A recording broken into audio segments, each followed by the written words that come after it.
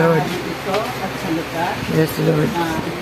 I-bless mo po ang aming lugar ng iyong buhay. Thank you po. Sa pangalan ng Panginoon. Amen.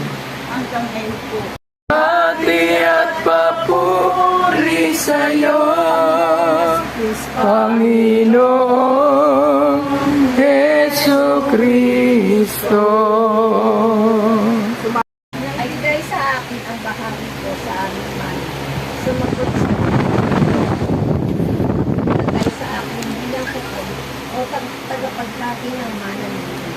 At sinabi niya sa kanilang lahat, mag-ingat kayo sa lahat ng uri ng kasalanan, sapagkat ang buhay ng tao ay wala sa laki ng kayamanan.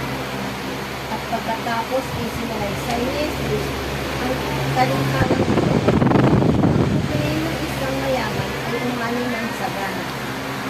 16. Hanggang 16. Hanggang 21. 21 talaga. Hanggang 21. Ang tingin ng isang mayaman ay umani ng sagana. Kaya't nasabi niya sa sarili, ano ang gagawin ko? Wala na akong paglagyan ng aking ani. Kahit ko ang aking mga kamay at magtatayo ako ng lalong mas malaki. Doon ko lalagay ang aking ani at ari-ari. At sasabihin ko sa aking sarili, ayan, marami na akong ari-arian. Hindi na ako kukulangin habang buhay. Kaya't namamahinga na hanggang ako kakain.